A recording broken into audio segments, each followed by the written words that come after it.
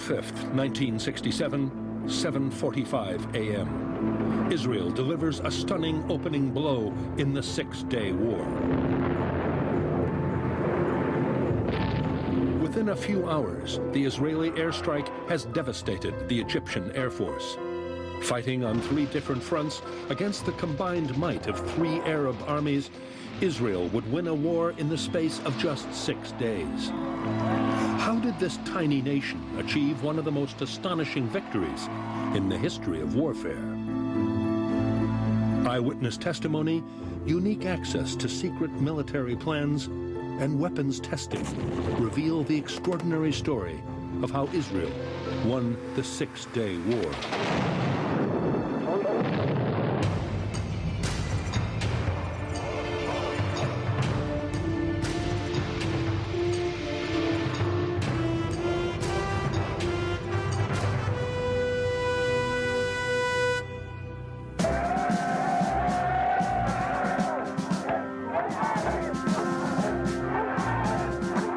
In early June 1967, tensions in the Middle East were rising.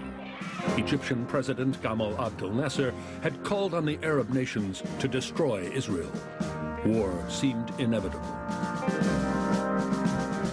Israel faced the grim prospect of a simultaneous invasion from Egypt, Syria, and Jordan. The combined Arab armies had a massive superiority in numbers of soldiers, tanks, and fighter aircraft. Israel was viewed not only by themselves, but by the rest of the world as a scrappy little nation on the very edge of survival. The general mood in the Arab world was that Israel is not that strong, it could be defeated. Yet against most expectations, the opposite happened. In less than a week, Israel had defeated its Arab neighbors. How was such a stunning victory achieved? To understand the reasons for Israel's victory, it's necessary to go back to the early 1960s. At that time, Yoash Sedan was chief of planning in the IAF, the Israeli Air Force. It was pretty obvious that not later than '68, they will eventually attack. A military coalition between Egypt and Syria meant Israel would be facing battles on at least 2 fronts. It could expect attacks from Egypt through the Sinai Desert and by Syria from the Golan Heights. And it seemed possible that both Jordan and Iraq would add their weight to the Arab force. Now, the question was, can you defend this kind of a sliver of the Mediterranean if they attack? The answer is no. The best form of defense would be a strong offense, a preemptive strike. But such a strategy created its own problems. The Israelis could not afford to put all of their oomph against the Egyptians and the Jordanians and the Syrians at the same time. They had to concentrate. The Israelis had to concentrate their force against one enemy at a time. To fight a war the way it wanted, Israel would need to gain air superiority. Once the Arab air forces had been dealt with, Israel could fight each of their ground forces in turn. In 1964, Sedan's team came up with an unorthodox plan. The idea that we came to was to strike their airstrips. These classified plans have remained secret for 40 years. They reveal how Israel would achieve air superiority. The primary objective would be to keep the Arab air forces on the ground. By disabling the runways of the Egyptian Air Force, and then the Syrian, etc., you prevent the aircraft from taking off. Targeting the runways would take hundreds of Arab aircraft out of the equation. The plan was good, in theory. But what were its chances of success? We had a problem there. They had tens of runways, more than 50. We had only 206 aircraft. The problem they faced is a scenario the Israeli Air Force trains for to this day. How could the IAF keep enough of their aircraft in the air to destroy all their targets? NATO used to consider 3 missions per aircraft per 24 hours the maximum that can be done. But was this really the limit of what could be achieved? a bright staff officer in the Israeli Air Force was running some numbers one day and realized that the Israeli Air Force could turn around an aircraft after a mission in 6 to 8 minutes. Everything would depend on how fast the ground crews could work. They did so many exercises and drills to reload and refuel the aircraft that it took them up till 7 minutes. If the ground crew worked to the limit, each aircraft could fly up to 5 missions in one day. But for such an operation to succeed would still involve taking an incredible risk. The Israeli Air Force has got to commit nearly 100% of available air assets. The Israeli Air Force can conduct almost no other tasks while they are destroying the Egyptian Air Force. Just a handful of fighters would be left behind to protect Israeli territory. A big risk, but not a reckless gamble. If the Israeli Air Force could achieve near absolute air supremacy, enabling almost complete freedom of action by the Israeli Armed Forces, then that's a big payoff. In the mid-1960s, Yalo Shavit was one of the leading pilots in the IAF. He would train many of the pilots who would carry out this operation. In the squadrons, we had the photographs of most of our targets. Each pilot had to learn and remember by heart the direction of their runways, the amount of runways, the control tower, the storage of bombs, all the targets in the base. For more than 2 years, the Israelis practiced this operation, codenamed Moked, meaning focus. Ground crews competed with each other to see who could turn around a fighter fastest. Pilots bombed dummy air bases, modeled on the layout of the real targets, and were constantly tested on their ability to memorize every detail of their mission. They had to concentrate in one target, and they knew it by heart. You wake them up in the middle of the night. They knew what target they are going to bomb. Preparations for war on the Arab side progressed at a different pace. The army was always used as a tool to maintain stability in the country and against political opponents. It was not really preparing itself for any kind of serious confrontation with Israel. Despite this less intense preparation, on Sunday, May 14, 1967, Egypt made its move. President Nasser deployed his troops in the Sinai Desert and then closed the Straits of Tiran. Israel's access to the Red Sea was cut. The Middle East was on the brink of war. They thought this is it. This is the confrontation that we've been waiting for years. Israel responded by mobilizing its reserve army. But by Saturday, June 3rd, still no attack had been launched. And Israeli news media was reporting that many soldiers had been sent home for the weekend. You don't send people home like a day or two before a war. What is this? They have to, to train themselves. They have to be there. You cannot allow yourself releasing them for the weekend when you plan a war to the beginning of the week. Was Israel dropping its guard? Or had Operation Moked been shelved? Which side would fire the first shots of war?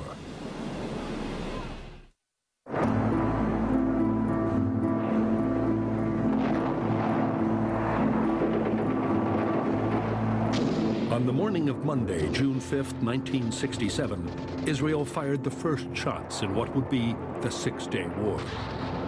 Egypt was hit by a massive preemptive airstrike. Squadrons of Israeli jet fighters swooped down on Egyptian air bases. Each one in the formation knew exactly where to aim and where the bombs should hit. And luckily enough, this 5th of June, there was no wind whatsoever. So wherever you aimed, the bombs went this way. We had to pull the airplane up in order to gain altitude around 8,000 to 9,000 feet. And then we dived over the target and released the bombs. The first target for Sever's Mirage fighter jet was Bir Tamata Airfield in the Sinai. Camped alongside the airfield was Essam Daraz, a captain in the Egyptian 4th Armored Division. When I hear this strange, hard sound for jets, I wait and I get out the tent without my shoes and I looked and it was mirage. Two mirage. The Egyptian Air Force was caught cold. In the first wave of attacks, 11 air bases were obliterated. All the Egyptian aircraft destroyed, and no one aircraft could make takeoff because runways destroyed. The Israeli plan of targeting runways first had worked perfectly. Unable to take off, Egyptian aircraft were sitting ducks. I would say the success was beyond our thoughts, beyond what we expected. How had the Egyptians been caught so unaware? Just 2 days before, the Israelis had appeared to be coming off the high state of alert. Anyone in London can pick up the Jerusalem Post, and that means everyone in every Arab capital knows that the Israeli army is stood down and getting a little bit of swimming practice in. Had the decision to send Israeli soldiers home for the weekend caused the Egyptians to relax their guard? You use as much deception as you can possibly apply so that the Egyptians will be looking elsewhere when the blow comes. Conventional military planning pointed to dawn being the ideal time for an attack. Traditionally, this is when you start a war in order to use the sun to be in the eyes of the defending enemy. So if you attack from east to the west, you do it in the morning, so he has his sun in his eyes. At dawn, the Egyptian Air Force would be in a high state of alert, but not for long. You have a high dawn readiness, which is normal. Then the tension goes down, people go to breakfast, things happen, shifts are changed. This was the time to catch them on the ground, unfueled, when they almost totally vulnerable. But how did the Israelis know what this time would actually be? To succeed in such an operation, you need three things: intelligence, intelligence, and intelligence. Intelligence gathered on the Egyptian Air Force routine was critical. The routine of activity was detected mainly by listening to the nets of communications between the planes and the ground. So you take the routine and you see that 7:45 is the best time to catch the enemy not organized enough against our attack. At 7:45 a.m., virtually the entire Egyptian Air Force would be on the ground. Israel exploited this weakness. This is the smartest decision in preparation of the 67 war. Add to that the intense training of its pilots, and Israel was able to quickly gain the upper hand. We knew almost everything which was going on the other side. Where was the real aircraft parking? Where were the dummies parking? Where are the munition storage? Where are the bomb storages? We knew everything. Intelligence had revealed when and where the Egyptian Air Force was most vulnerable. But how did pilots like Yalo Shavit and Dan Sever avoid being detected by Arab early warning stations? We needed to fly below the radar coverage. No communication, no radio, no nothing. Silence, total silence. You, the aircraft and the ground, flying like crazy. Israeli aircraft approached Egypt flying fast and low over the Mediterranean, 500 miles per hour at an altitude of just below 100 feet. If you are not cautious, you get very close to the water's level. And this is very, very dangerous. There's nothing in the world beside you watching the horizon, watching the direction, and that's all. All your muscles are stressed, you're in total concentration, and you don't look around. When you do this or that, that's a mistake. You might, in the split of a second, touch the water. And once you touch the water, this was it. Down you go. These calculated risks and elaborate deceptions paid off. The vital element of surprise had been kept intact until the very last moment. Shavit approached his target flying a Super Mystère fighter. We are standing in front of the large air intake of the Super Mystère B2, which this huge intake was required to suck a lot of air into the engine when you operated the afterburner. And this is the gun sight camera. No cheating anymore. This was it. Whenever you push the trigger, the camera took the picture, and this came back to the debriefings. The recent addition of the gun sight camera meant Air Force commanders could rapidly evaluate just how successful the first wave of attacks had been. Dan Severe's pilot's logbook reveals that he would fly a further 2 missions that day. Many pilots would complete 5 by nightfall on June 5th. In less than 12 hours, the Egyptian Air Force was virtually wiped out. It ended up losing 85% of the Egyptian Air Force, and that meant practically that you had no air cover and that all your ground troops are bare in the desert. The Israelis are absolutely staggered by their success. They hoped they could disable the Egyptian Air Force, and at the end of the day, they had destroyed it. On top of that, hammer blows had been dealt to the air forces of both Syria and Jordan. Israel had achieved air superiority. Their ground forces could now take center stage. The focus of operations would be the Sinai Desert, where the borders of Egypt and Israel meet. A vast expanse of difficult terrain, much of it impassable sand dunes. The Egyptians had constructed formidable defenses in the Sinai. A head-on clash would have been potentially disastrous for the Israelis. How could they find a way of overcoming both the Sinai's terrain and the Egyptian fortifications? Benny Mickelson has investigated Israel's strategy. They have to penetrate in between their strongholds and to reach their rear and their flanks. If the Egyptians could be struck swiftly and from an unexpected direction, then Israel could penetrate deep into enemy territory. But the Sinai Desert's soft sand dunes presented a serious obstacle for wheeled vehicles. Yet the Israelis were able to advance relatively easily.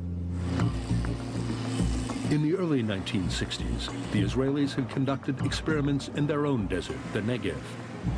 This demonstration shows the kind of tests that would have taken place. Soldiers practiced driving vehicles through soft dunes. When they got bogged down, they had to learn how to get themselves out. The problem is that because they are using wheels, the contact between the wheel and the terrain is relatively low and narrow. So you have to decrease the air into the tires in order to have more contact between the wheel and the ground. Letting air out of the Jeep's tires gives the wheels more traction and allows the vehicle to gain enough momentum to get moving again. A simple but ingenious solution. The result was that the Israelis could advance through areas that the Egyptians least expected. But sand wasn't the only obstacle waiting for the Israelis in the Sinai.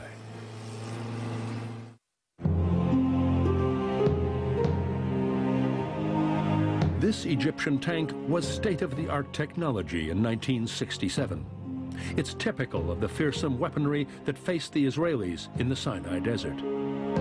Within the space of 48 hours, hundreds of these tanks would be knocked out by Israel's much smaller forces. How was such an unlikely victory achieved? Each Israeli division that goes into the Sinai faces 2 Egyptian divisions. Behind those 2 Egyptian divisions is 1 more Egyptian reserve division. So that means the Israeli divisions are fighting with a 3-to-1 disadvantage. In any staff college in the world, they'll tell you, do not attack with less than a 3-to-1 advantage. Overcoming such odds would mean tackling the Sinai's intimidating terrain. Tanks may appear as though they can go anywhere in any terrain, but there's a limit to the steepness of the slopes they can climb. If the dune is more than 20 degrees on the climbing slope, so all the tanks and APCs cannot climb the dune. The Egyptians knew that in the Sinai there were dunes that were just too steep. So they arranged their defenses on the basis that an attack would come down the few roads through the desert.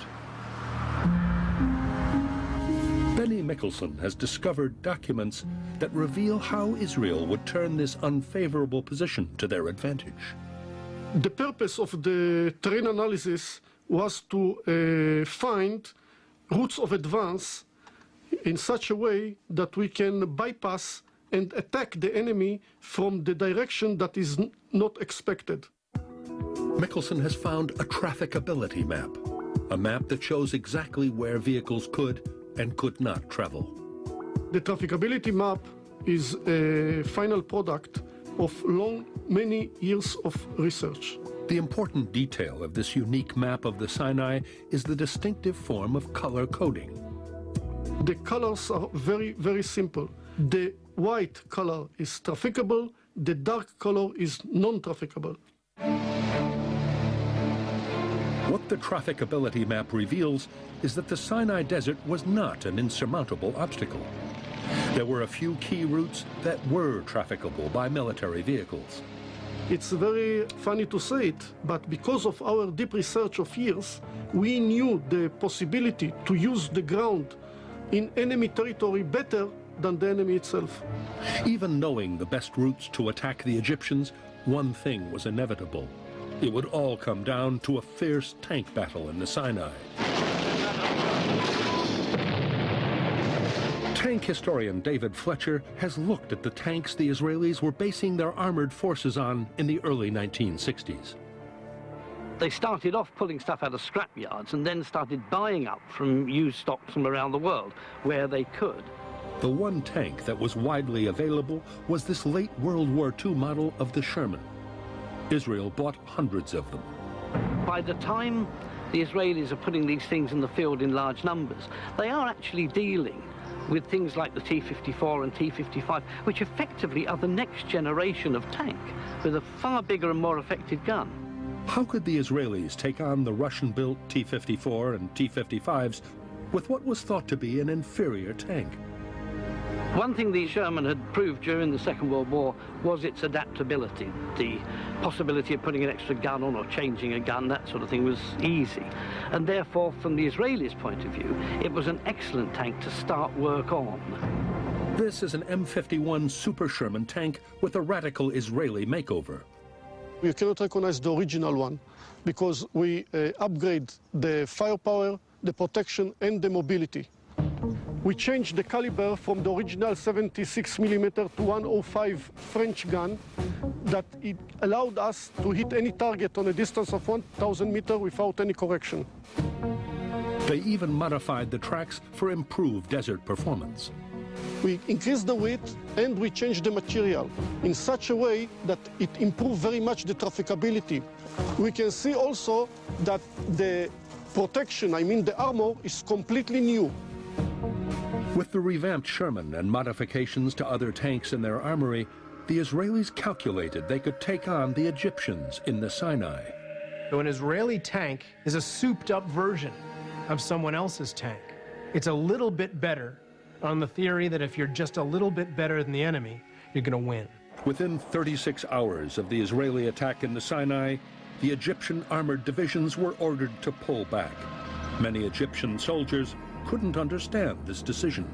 We felt that as an army, as a professional, we did not fight because no chance to fight. The withdrawal that took place was the worst possible you could ever imagine. If you brought a military commander and asked him to put the worst possible withdrawal plan, nothing could have been worse than this. During the retreat across the Sinai, the Egyptians suffered thousands of casualties and lost hundreds of tanks. The damage was beyond any imagination. We never thought that we could do this kind of damage. These blackened, twisted lumps of metal were once a mighty Egyptian division. What kind of power could have inflicted such all-consuming destruction? There has been speculation that Israel used a terrifying weapon, napalm. Napalm is nothing more than petrol taken into a gelled state with the addition of gelling agents to make it a bit like hair gel or grease. Okay, here we have petrol. So in its normal state, it's very, very thin liquid, forms very, very thin droplets. when there's an explosion next to it. By contrast, the napalm is much denser, and when there's an explosion next to it, it forms fairly large, dense droplets that can be thrown an awful lot further than the pure liquid, and then go and adhere to the targets. That's the theory.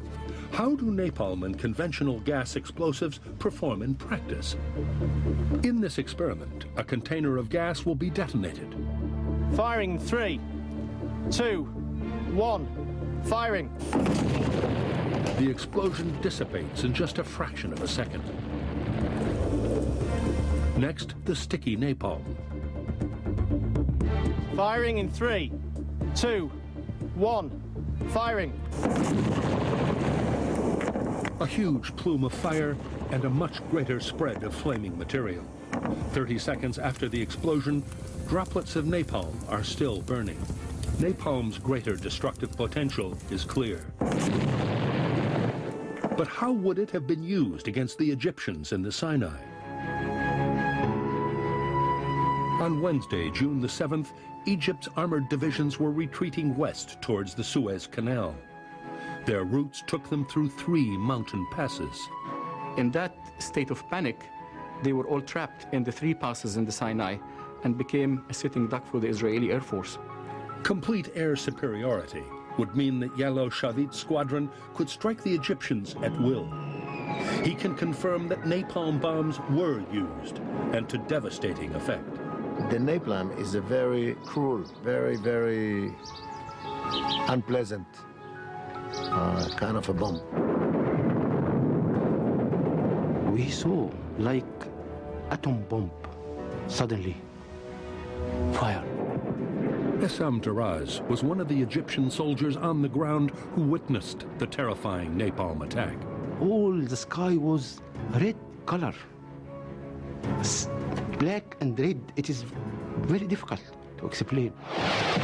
You go over the target, and then you feel the wow of the fire that came up.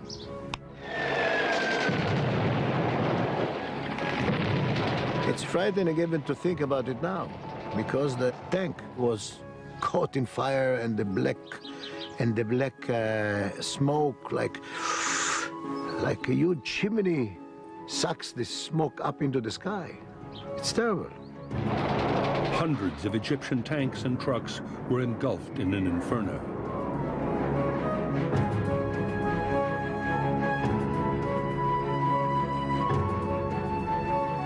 This is film of the horrific aftermath of the napalm airstrikes. It has never been screened before.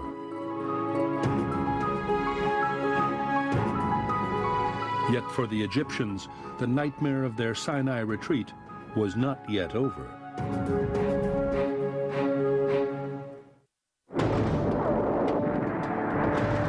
Wednesday, June 7th, 1967. The 6-day war was barely 2 days old, and the Egyptian army was disintegrating in the Sinai desert. Yet even in the searing heat of early June, the Israeli advance showed no sign of letting up. How could 2 armies, both used to such conditions, perform so differently? These Israeli paratroopers are preparing for a training march in the middle of summer. It's vital they're able to keep going in the blistering heat. The first few days that I joined the army, there was a heat wave. It's like getting boiled in an oven, especially in the desert. Before the march starts, the platoon medic checks the conditions his soldiers are going to encounter. When soldiers are on the march, they have to drink about between 5 to 6 liters. Before the march, they start 6 hours before, and they drink every hour 1 liter. Strict water drinking regulations were implemented by the Israeli army in 1959. Up until that point, the need for soldiers to avoid dehydration was appreciated only by medical officers such as Ezra Sohar. In these days, the army used to issue 1 liter of water per day per soldier. Sohar and a team of military medics decided to conduct a unique experiment with a group of soldiers by marching the entire length of Israel in August, the hottest month of the year. Every day, they covered 17 miles, with hourly rest breaks to take on water. We found that a person in a very hot area, if he works physically, the amount of sweat can reach up to 20 liters a day. So to make up for it, we suggested that they drink 1 liter every hour. By the end of the march, the benefits of regular water intake were plain to see. These soldiers, they were in excellent condition. They said, we are ready to continue indefinitely. The difference was the drinking. After the 1959 experiment, Army water regulations were changed from 1 liter of water per soldier per day to 1 liter per hour when soldiers were on the march. Cases of heat stroke and dehydration virtually disappeared. Napoleon said the army walks on its stomach. This is perhaps true in Europe. In the Middle East, the army walks on its water. When war came in 1967, the Israelis knew that ensuring water supplies would be vital. This contrasted starkly with the situation in the Egyptian army. The retreating Egyptian army did not carry much water with it. Thousands, or perhaps even 10,000s, of Egyptian soldiers died during 1967 because they lost their units and they were cut off from water supplies. They have to walk 200 kilometers. No sleep, no food, no water, no medicine, nothing at all. It's likely that in the Sinai, the Egyptians suffered more casualties to heat than to enemy action. By Friday, June 9th, the Egyptians had been driven back across the Suez Canal. Israel had captured Jerusalem and the West Bank from Jordan after 2 days of bitter fighting. Yet the Israeli and Syrian armies had still not engaged. The theater of war would now move to Israel's northeast border with Syria, the Golan Heights. This mountainous area was vitally important because it gave Syria a near impregnable defensive position. The Syrian exploits the nature of the Golan Heights. It's very steep, and they use the slope to build 3 lines of fortifications. To have any chance of success against the Syrians, the Israelis needed to concentrate all their available forces. The most important factor there was that the Israelis had already finished with both the Egyptian and the Jordanian fronts, and they had diverted all their power to the Syrian front. This rusting, shell-splintered half-track testifies to the bloody struggle that occurred here. But by Saturday, June 10th, Israel had taken the Golan Heights. Much of that success came down to the Israelis' ability to hit concealed Syrian artillery positions. How did they know where to strike?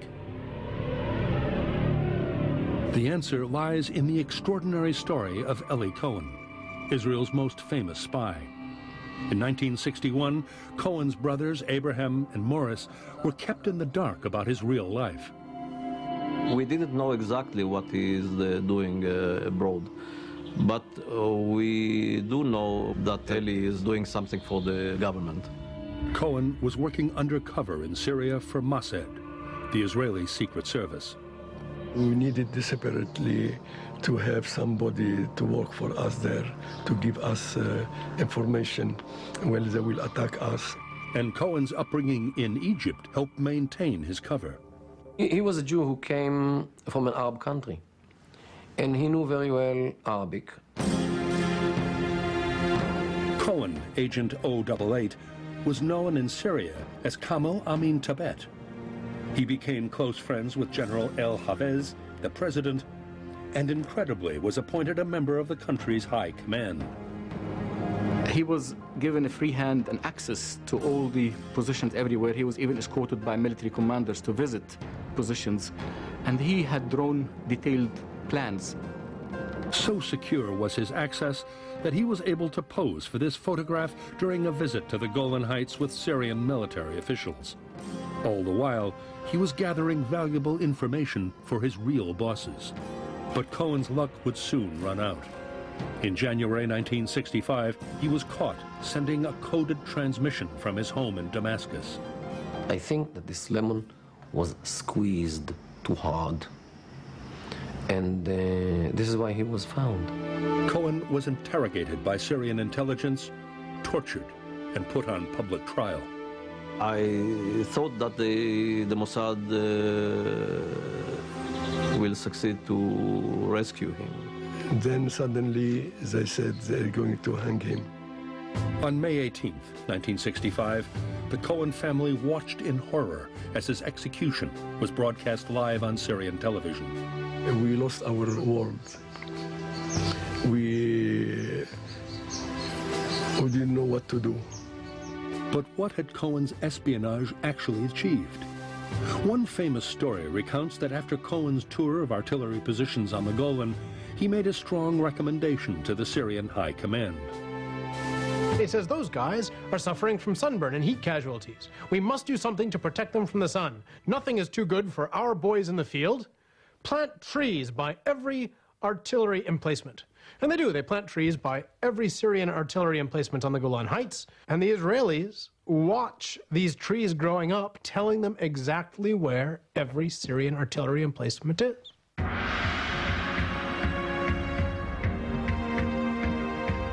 Can this story really be believed? 40 years after Cohen's death, his brothers have come to the Golan Heights in search of evidence. It's very exciting to be here in the very spot that Eli walked here with the Syrian delegation in the border. They found what they believe was one of the Syrian fortified positions their brother visited. This vast complex of hidden bunkers is still intact. You see, this is another bunker. This is another one. All around the area, there is many bunkers. You see this eucalyptus tree? Yeah. Perhaps Eli suggested to plant them here as a shelter from the sun here for the Syrian soldiers. Tellingly, the Golan slopes in this area are virtually bare. But around the bunker complex today, there are many mature eucalyptus trees. This would suggest that Eli Cohen succeeded in helping the Israelis to pinpoint Syrian artillery positions. He had sent to the Israeli military detailed plans of where the positions are and the number of troops there. And in fact, they had known almost everything about the Syrian forces in that area. Though Cohen died 2 years before the Six-Day War, he undoubtedly influenced its outcome. Yet even with this invaluable intelligence, much more blood would be spilt before Israel had conquered the Golan Heights.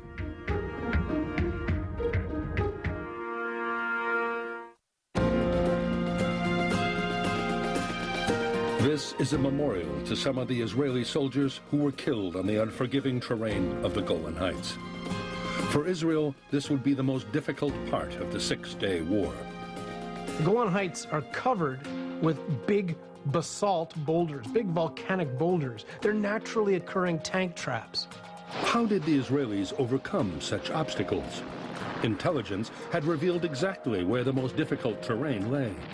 So a route of attack was chosen to both avoid the tank traps and surprise the Syrians. The concept was to use such a path to penetrate in between the Syrian positions and to attack the all three lines of defense simultaneously. Many Israeli armored vehicles advanced down this very track, but then disastrously took a wrong turning. One battalion, the battalion of 8th Armor Brigade, lose from 26 tanks, 24 tanks. They had 13 killed in action and about 33 wounded. After 4 days of astonishing success, the war was now proving very costly for Israel. One of the most difficult objectives was Tel Fahir Bunker, a bewildering complex of concrete-covered trenches, bristling with heavily armed Syrian soldiers determined to hold out. How did the Israelis manage to take such a strong defensive position? A particular kind of weapon would come to the fore. The submachine gun was one of the all-round useful weapons of the Second World War. It provides a lot of firepower in close quarters, and sometimes that's just what you need. So impressed were the Israelis with this weapon that they invented their own version, the Uzi 9mm. In the Tel Fahir bunker, this submachine gun would come up against the legendary Kalashnikov, the AK-47. Both of them will fire around about 600 rounds a minute, which is 10 a second. Both of them will hold anything between 20 to 30 rounds. How do these weapons compare in an accuracy test? McIntyre is firing at a target 50 meters away. 5 shots from each gun. All the rounds hit the target, but only the AK-47 gets close to the center of the black. The AK has the advantage that you can hit the target at a much longer range, and the ballistics are still lethal at those ranges. The 9mm really falls short of that and wouldn't be lethal at anything more than 100 meters. But in the close-up fight at Tel Fahir bunker, long-range accuracy was not the deciding factor. It was smooth handling in a tight space that was more important. So how do these two weapons compare in a trench combat test? First, the Uzi.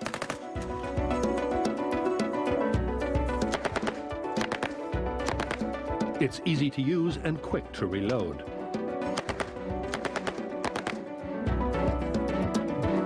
Then the AK-47.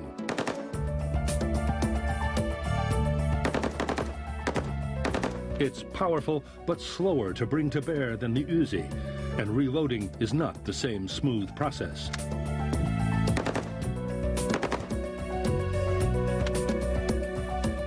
In this test, it even jams.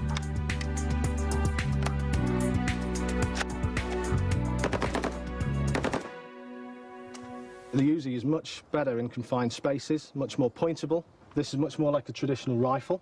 The AK requires a much kind of longer physical stance, whereas the Uzi can be used much easier close into the body. The ergonomics of the Uzi are much better. It has this design where hand naturally finds hand in case of a magazine change. That process is a lot more complicated on the AK because there is a lever here, just to be pushed forwards. The magazine then has to come out. It's a very awkward action. It's far less intuitive to change the magazine on this than it would on the Uzi. It's a small weapon, it's a handy weapon. In the close quarters of a trench, when turning around with some great big long accurate rifle is not an option, Uzi's a nice little fella to have with you. Inside the Tel Fahir bunker, and many others like it on the Golan, the Uzi could have been the factor that gave the Israelis the edge. By the morning of Saturday, June 10th, the Syrians had been finally driven from their bunkers on the Golan Heights and were retreating to Damascus. The 6-day war was over. In less than a week, Israel had defeated first Egypt, then Jordan, and finally Syria. But was this really Israel's brilliant military triumph? Or were critical mistakes by the Arab countries decisive? They didn't succeed to concentrate their forces all together against Israel. We fought each one alone. They couldn't make a real coalition and attack us all together. Though the Arab countries failed to combine their forces effectively, many soldiers in the Egyptian army believe to this day that they were not given the chance to do themselves justice in battle. They lost the war, but they not defeated because they felt we did not fight, because no chance to fight. But this was an historic victory for Israel. Never in the history of the wars of Israel so many people achieved such a huge victory in such a short time. We had a plan. It was worked in detail. It was properly trained for, and it was superbly carried out with a lot of luck. With a lot of luck. Years of training, planning, and intelligence gathering meant that Israel was able to minimize factors that were left to chance. The decisive factor was executing the plan to the letter, based on strictly military measures, nothing to do with politics, and do not let politicians intervene. He was an Egyptian officer who said early in the war, the Israelis prepared for this war, we prepared for parades through the streets of Cairo. In 1967, Israel was ready. Gene Kranz's flight controllers were only in their 20s when they took on one of the boldest missions in human history, placing a man on the moon. Failure is not an option. Tomorrow night at 8 on the History Channel. Even astronauts have heroes.